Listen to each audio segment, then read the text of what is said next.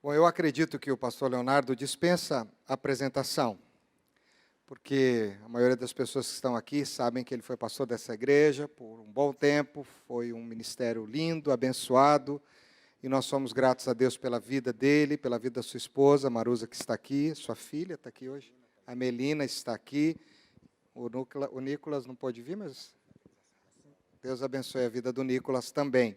Então, nós estamos felizes, queremos agradecer também ao pastor que está à frente da central hoje, que é Emerson. Então, agradeça a ele para ter cedido você para estar aqui conosco. Mudou as férias dele para nos atender hoje, ao nosso convite.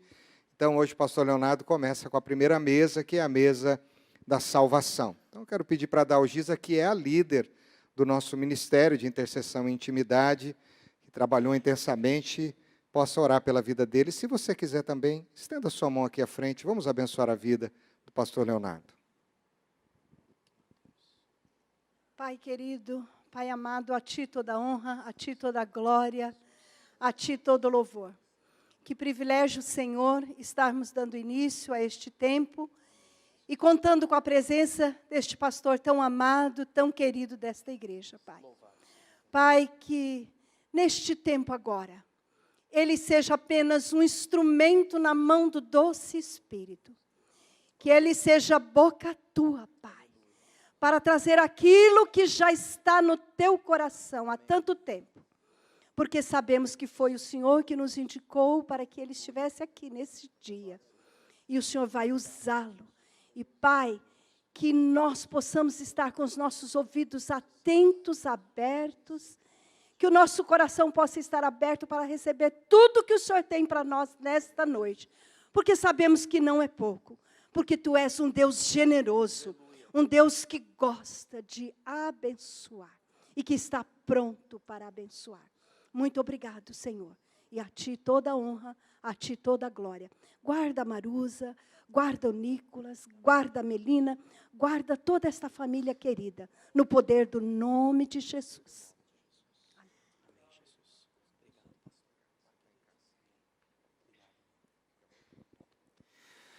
Boa noite, irmãos e irmãs, graça e paz. Esta igreja gerou marcas profundas em todas as áreas da minha vida. Não há uma área da minha vida que não tenha sido marcada de alguma forma pela história que, pela graça de Deus, nós construímos juntos aqui. E é muito bom poder ter essas lembranças, porque esta igreja me fez muito bem. E só não fez mais porque eu não quis, viu, pastor Ricardo?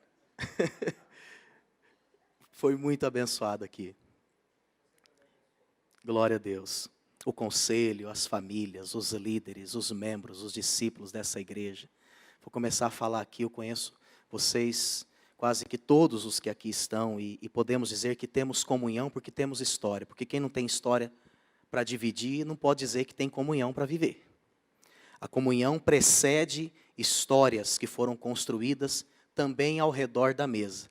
De quantas mesas eu participei aqui. Meu Deus, não vou nem começar a falar, não é? Estive com quase todos vocês, com a minha família, e com certeza a minha família também foi profundamente marcada, de uma forma muito positiva. Deus nos marcou no período em que aqui ficamos. Temos saudade dos irmãos. Hoje nós estamos servindo lá na Igreja Presbiteriana Central. Trago o abraço do nosso pastor titular, o reverendo Emerson Patriota, que tem sido um pastor, um amigo, um parceiro. E Deus tem também nos abençoado ali, nesse novo tempo, não é? Então, é assim que funciona o reino de Deus. O Senhor, Ele é dono dos chamados, das vidas, dos ministérios, e Ele faz conosco aquilo que Ele bem quer. O meu desejo, pastor Ricardo, é que o Senhor continue tendo um ministério muito frutífero aqui, com a sua esposa, com os filhos. Posso acompanhar um pouco da sua família também lá pelo colégio, não é? E eu tenho certeza que é só o começo do que Deus preparou para o Senhor e sua família aqui neste ministério, nesta igreja. Transmita minha gratidão ao conselho da igreja. Obrigado pelo companheirismo, pelo incentivo. eu sempre considero a minha vinda aqui um incentivo para mim. Não é? Um voto de confiança, de respeito, de credibilidade, não é? E eu quero então devolver isso em forma de gratidão. Transmita essas palavras aí a toda a liderança. Amém? Vamos juntos então abrir a palavra no Evangelho de Lucas, no capítulo de número 19. Nós vamos ler essa história tão conhecida de Zaqueu, o publicano. E a partir desse texto, iremos conversar sobre a mesa da salvação. O que acontece nesse espaço, nessa ambiência, quando Cristo nos prepara, nos põe à sua mesa, porque a mesa da salvação é uma mesa de Cristo. O banquete é dele. Ele é quem nos prepara. Aliás, todas as mesas que serão aqui ministradas, elas têm como protagonista uma só pessoa, é Cristo Jesus. Não seriam mesas abençoadas sem essa presença abençoadora de Cristo por meio do seu Espírito. Olha o que diz esse texto, Lucas 19. Entrando em Jericó, atravessava Jesus a cidade. Eis que um homem chamado Zaqueu, maioral dos publicanos e rico, procurava ver quem era Jesus, mas não podia por causa da multidão, por ser ele de pequena estatura. Então, correndo adiante, subiu a um sicômoro, a fim de vê-lo, porque por ali havia de passar. Quando Jesus chegou àquele lugar, olhando para cima, disse-lhe: Zaqueu, desce depressa, pois me convém ficar hoje em tua casa. Ele desceu a toda pressa e o recebeu com alegria. Todos os que viram isto murmuravam, dizendo que ele se hospedara com homem pecador. Entre mentes, Zaqueu se levantou e disse ao Senhor: Senhor, resolvo dar aos pobres a metade dos meus bens. E se em alguma coisa tenho defraudado alguém, restituo 4 vezes mais. Então Jesus lhe disse: hoje houve salvação nesta casa, pois que também este é filho de Abraão, porque o Filho do Homem veio buscar e salvar o perdido. Queridos, um texto lindo, uma história inspiradora. Um homem de pequena estatura, porém um grande homem. Uma pessoa que já vinha sendo trabalhada pelo próprio Deus, mesmo sem perceber. Está na cidade de Jericó, Jesus, então passa por ali, e passando por ali, se encontra com este homem, que estava em uma árvore, um sicômoro, uma figueira brava. E diz a Bíblia que Jesus passando, e no seu coração, ele já tinha marcado esse ponto de encontro. Então Jesus parou sob aquela árvore, olhou para Zaqueu e disse: Zaqueu, desce depressa, porque hoje me convém estar com você.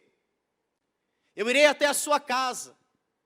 E então Jesus assim o fez, e diz a Bíblia que aqueles que estavam ao redor, pessoas comuns, quem sabe alguns religiosos também, disseram, murmurando acerca de Jesus: ele vai se hospedar com um pecador. E a Bíblia diz que Zaqueu, nesse contexto, ele se levantou e assumiu o compromisso de passar metade dos seus bens para os pobres e devolver 4 vezes mais, caso tivesse defraudado alguém.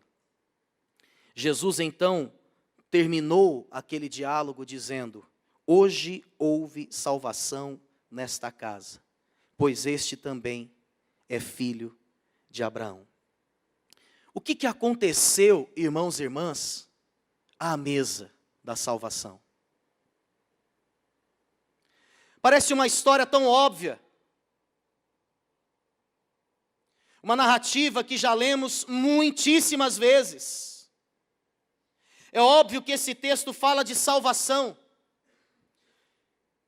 E como nós estamos diante da proposta da mesa e aquilo que Deus faz à mesa, então, olhando para esse texto, pastor Ricardo, eu vejo pelo menos 3 grandes acontecimentos que envolveram Zaqueu, sua família, e que foram ali realizados por Cristo Jesus. À mesa da salvação, o Salvador encontra o pecador. A mesa da salvação é sempre um lugar de encontro. É sempre um lugar da revelação de quem Deus é e de quem o homem é. Não há desfrute à mesa quando não se sabe quem se foi e quem se é em Cristo. Por isso que religiosos de plantão, perfeccionistas de plantão, santarrões, não têm lugar à mesa da salvação, porque a mesa da salvação foi feita para pecadores regenerados. E pessoas que desfrutam da presença do Cordeiro de Deus, porque sabem de onde foram tiradas. Às vezes eu penso, irmãos, que nos falta alegria, nos falta o brilho, nos falta o vigor, porque o nosso tempo de religiosidade nos torna menos dependentes de Deus do que fomos um dia. Do que quando tínhamos a consciência da nossa miséria, da nossa nudez, da nossa pequenez. Por que será que a vida cristã, não a vida cristã, mas por que será que talvez a forma como nós conduzimos a nossa religiosidade vai nos abastando, vai nos enchendo de nós mesmos, quando deveria nos esvaziar?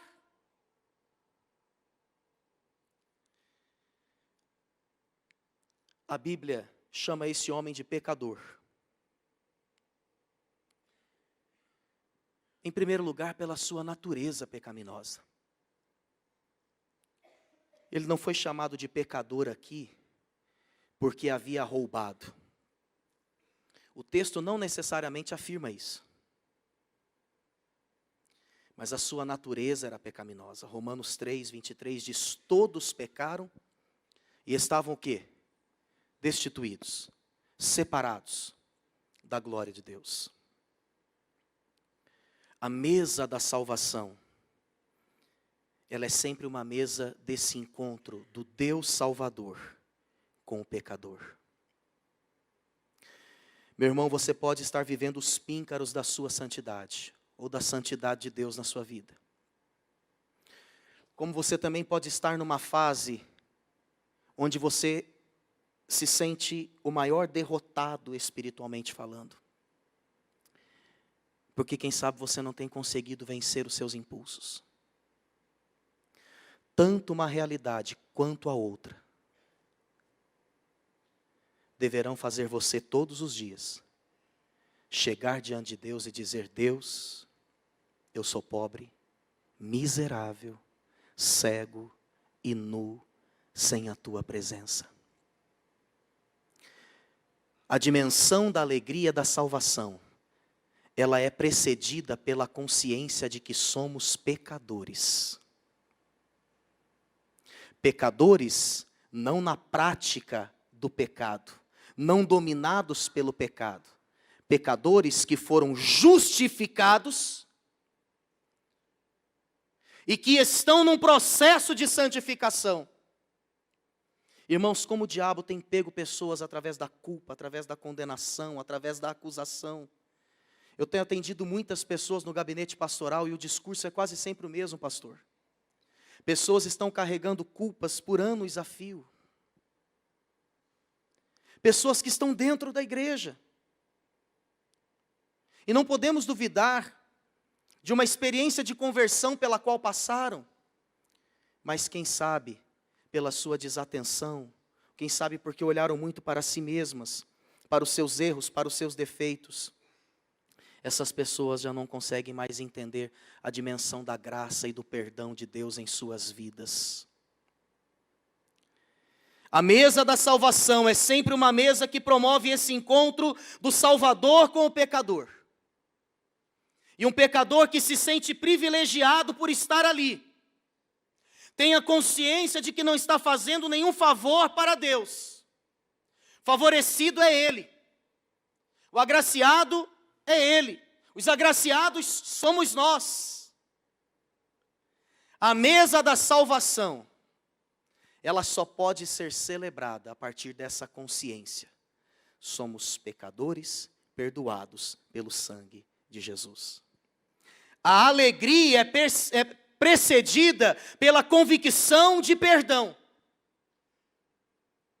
O perdão deveria ser, mas não é, uma conclusão automática no coração dos crentes. Talvez porque de fato precisemos ter mais encontros com o Senhor à mesa da salvação. Você já percebeu que a gente agradece mais quanto menos digno a gente se percebe? Quando é que a gente agradece muito um presente? Quando a gente sabe que recebeu uma coisa que não merecia.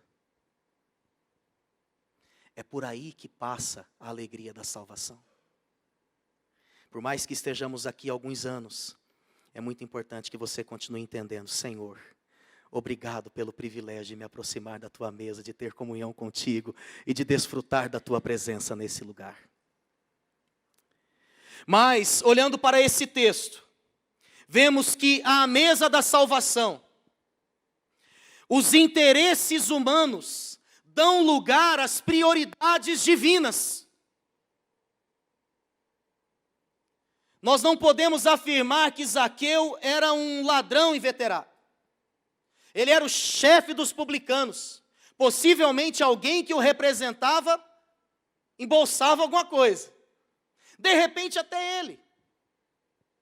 Eu me lembro uma vez que eu preguei esse texto aqui, o presbítero Moisés chegou e falou: pastor, mas quem foi que disse que ele roubou? E eu falei: meu Deus, é verdade, né? O texto sugere de alguma forma, mas não afirma categoricamente.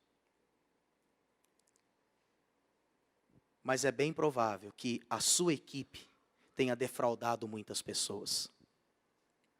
E então, agora esse Zaqueu, ele está à mesa com Jesus. E ele abre mão dos seus interesses. Porque quando uma pessoa põe a mão no bolso e entrega os seus recursos para o atendimento das prioridades divinas, a gente pode dizer que essa pessoa de fato está experimentando um processo de conversão. Essa é uma das grandes evidências de alguém que está num processo de conversão. Mas pastor, onde isso está no texto? A Bíblia diz claramente no verso 8: resolvo dar aos pobres a metade dos meus bens. Quantas vezes temos vivido, irmãos e irmãs, uma espiritualidade encaixotada, onde reservamos para o nosso domínio algumas áreas e entregamos outras para Deus, quem sabe apenas algumas. Onde os nossos cânticos, as nossas orações, os nossos jejuns, eles nem sempre buscam atender os interesses ou as prioridades divinas, mas tão simplesmente os nossos caprichos e os nossos interesses. A mesa da salvação, meu irmão, é uma mesa de confronto. Se não somos confrontados pelo Evangelho, é porque não estamos ouvindo o Evangelho. Quem sabe estamos ouvindo qualquer outra mensagem. Quem sabe num tom motivacional. Mas a mesa da salvação tem palavra. O alimento é a palavra. E essa palavra, meu irmão, ela mexe com a gente. Essa palavra incomoda. Mas algo tão lindo acontece que o próprio Deus, aleluia, Ele nos leva a cumprir os seus interesses. Deus é tão Deus, que Ele tem os seus modos de nos fisgar. Às vezes, nós voltamos, como muitos dizem, não é? Pela dor. Às vezes assumimos compromissos porque não temos outra coisa para fazer e não podemos. De repente Deus nos coloca numa encruzilhada, ou numa bifurcação. Deus nos coloca numa situação e você diz, eu não tenho mais o que fazer. Eu estou voltando, Deus, mas não é por amor, é por necessidade. Ele diz, eu sei, mas eu sou tão Deus na tua vida que eu vou ganhar de novo o seu coração.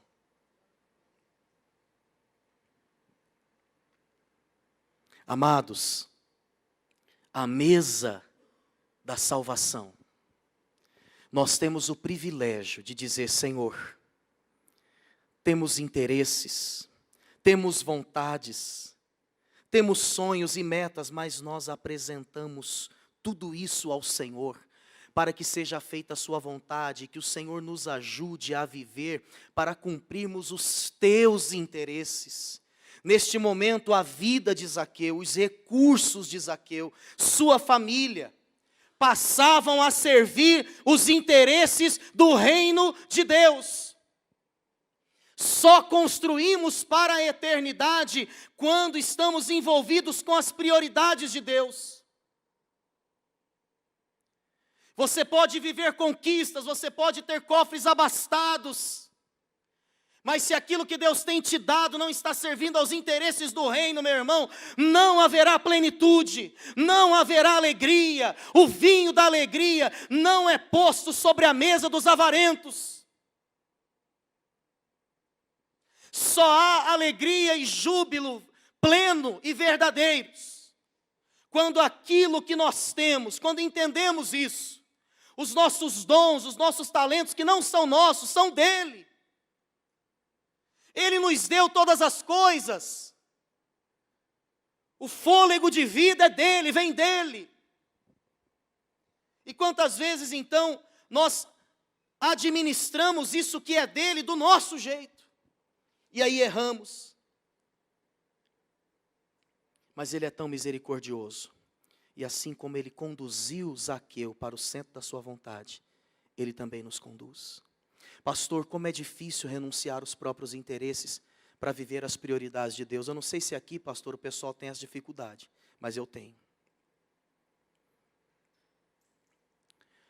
A mesa da salvação é uma mesa de confronto.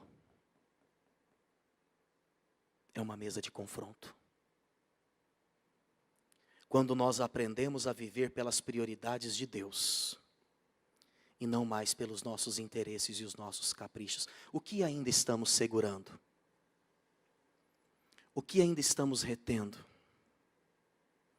Ainda que seja meio forçado, faça. No começo é disciplina, depois se torna deleite. Depois se tornará deleite, alegria, desfrute. Enquanto a equipe se posiciona aqui, por gentileza.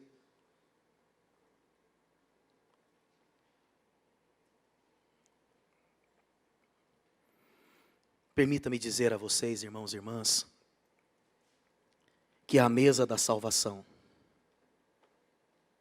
aleluia, nós encontramos a nossa verdadeira identidade. Diga comigo, identidade. Isso claramente aconteceu com Zaqueu. Eu acho lindo a forma humana como os evangelhos descrevem as coisas. Cada vez mais, abrindo parênteses aqui, eu tenho aprendido que a maior espiritualidade é a mais humana. Porque o inferno treme diante da humanidade de Jesus. E a Bíblia diz que Satanás não consegue declarar que Jesus veio em carne, porque foi justamente a condescendência de Jesus, a sua humilhação que expôs as trevas à vergonha. Quanto mais humanos, mais espirituais. Você pode se permitir ser fraco diante de Deus, minha irmã, para ser forte diante das circunstâncias. Você pode sim chorar diante de Deus. Talvez alguns de nós tenhamos que ser mais tolerantes conosco mesmos. Porque nós estamos exigindo algo de nós que nem Deus está exigindo. Quem sabe tem esposo que está exigindo um time da esposa, um tempo da esposa, que nem Deus está exigindo. Pais que estão fazendo exigências para os seus filhos, que nem Deus tem feito. você pode se permitir ser tocado na sua humanidade por aquele que é divino. Essa é a única possibilidade de sermos espirituais, irmãos. Quando eu olho para esse texto, eu vejo os evangelhos, e principalmente o evangelista Lucas, narrando de uma forma tão clara algumas coisas, como por exemplo, você já percebeu que os evangelhos, eles fazem questão de ressaltar os rótulos das pessoas? Simão leproso, já não era mais leproso, mas continuava conhecido como Simão leproso. A mulher pecadora, não é assim? O que a Bíblia está fazendo com isso? Ela está ratificando um estigma social? Ela está de alguma forma dando base para essa prática do rótulo? Não. Ela traz o rótulo para reforçar a mudança, para mostrar para nós o antes e o depois. Esse texto ele começa dizendo acerca de Zaqueu o seguinte: Zaqueu, fala o nome, maioral dos publicanos e rico. Quer mais rótulo que isso? Você conhece fulano? Quem? Rapaz, aquele cara cheio do... aquele rico. Qual Zaqueu? Não era só o publicano, era o chefe. Quase que eles falavam, esse aí é o chefe da quadrilha, é o chefe dos demônios. Por onde Zaqueu ia, ele era conhecido como quem? Lá vem o ladrão. Lá vem o interesseiro. Lá vem o cara que não serve os nossos interesses. Ele não está do nosso lado, ele está do lado do Império Romano. Zaqueu carregava rótulos, obviamente. Mas à mesa da salvação, aleluia, esses rótulos foram sendo desconstruídos, o Espírito Santo trabalhando no seu coração. Ali estava o próprio Cristo, ministrando, falando com ele, tete a tete. E Jesus não se refere a ele desta forma. Quando Jesus fala com ele, diz: hoje houve salvação nesta casa, pois que também este é filho. Oh glória! Diga comigo, eu sou filho. Você conhece o nível de autoridade de uma pessoa e você sabe como é o relacionamento dela com Deus, fazendo uma pergunta: o que Deus é para você? Se essa pessoa disser: Deus é tudo, Deus é Senhor, Deus é soberano, e tem gente que vai de Gênesis a Apocalipse declarando que Deus é, mas não diz Deus é meu Pai.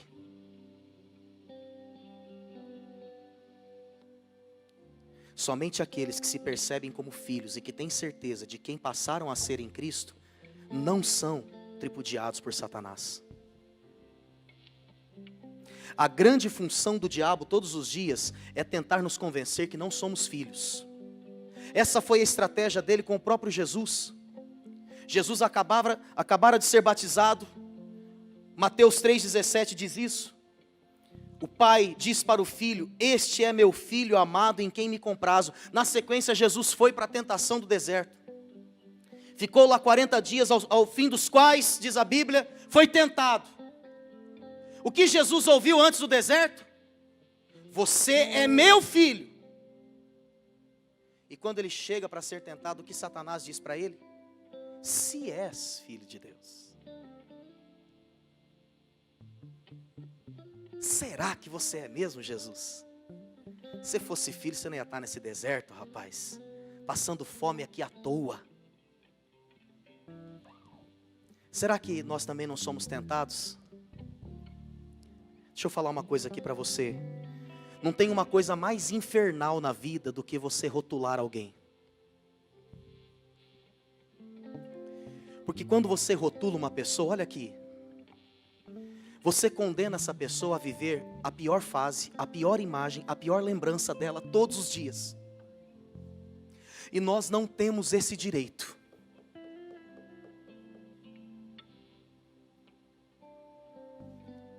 Se eu quero me parecer com o inferno e com o diabo, eu tenho que começar a rotular as pessoas. Está lá, está vendo o fulano, o Beltrano. Sabe o Rodrigo, cabeludo. E ainda tem alguns rótulos, são mais carinhosos. Não sei nem se podemos chamar de rótulos. Tem rótulos que ninguém precisa lançar sobre nós. Nós já carimbamos eles no peito. E a gente simplesmente não acredita que pode viver outra realidade. Vem o pastor e diz, vem o marido e diz, vem uma pessoa e diz, e você luta contra e diz, não, eu não posso viver outra realidade. Toda a minha vida eu vivi isso. E nessa noite eu venho aqui para dizer para você, em nome de Jesus, em nome de Jesus, essa é uma noite de libertação de rótulos, de estigmas, de paradigmas, de cadeias, de prisões que vem pesando sobre a sua vida. Creia nisso, meu irmão. Você está à mesa, aproveita. Ou você vai querer sair daqui acreditando que você é o Zaqueu, o maioral dos publicanos. A parte do rico até vai, né, pastor?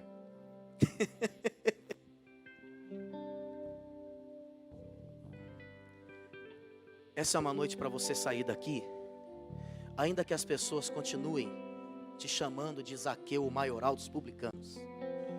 Essa é uma noite para você sair daqui dizendo, eu também sou filho de Abraão. Eu também tenho lugar à mesa. O mestre me preparou a mesa, aleluia, aleluia. E vai por mim, a comida passa a ter mais sabor quando a gente percebe a nossa indignidade e sabe que a nossa retidão não está em nós, está nele. É isso que deixa Satanás endemoniado. Porque todos os dias, com certeza ele se levanta para nos acusar e diz, ô Senhor Deus, olha lá o Leonardo. Não tem jeito, né, Deus? Não dá. Você não vai fazer nada. Cristo, nosso advogado, diz, Pai, eu sou a santidade do Leonardo. Pai, eu sou a retidão do Leonardo. Pai, ele não pode ser condenado porque eu já paguei a dívida. É assim que a gente se liberta dos rótulos. Vamos ficar em pé? Momento de oração com os irmãos e irmãs.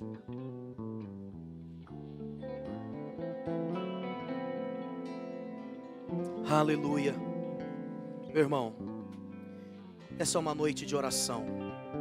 Nós temos alguns minutinhos ainda. Você sente que dá para desfrutar um pouco mais? Você sente isso? Você sente que pode se alegrar um pouco mais à presença do Senhor? Você sente que quem sabe os anos de alguma forma nos engessaram, mas você quer recobrar a alegria da salvação? Você quer retirar esse carimbo desse rótulo e receber essa confirmação do perdão de Deus sobre sua vida? Você se sente desafiado a abrir mão dos seus interesses para abraçar as prioridades divinas? Meu irmão, se você, pelo Espírito de Deus, quer assumir um desses posicionamentos, ou quem sabe todos, eu sou o primeiro a estar aqui dizendo, Deus, restitui-me a alegria da tua salvação. Sou o primeiro a estar aqui dizendo, Deus, eu abro mão dos meus interesses para servir as tuas prioridades.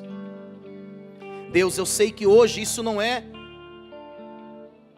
quem sabe, o meu maior prazer, mas eu sei que o Senhor tem o poder de me conquistar. Deus, nessa noite, em nome de Jesus, eu aceito a tua declaração, eu recebo a tua identidade, eu abro mão desses rótulos.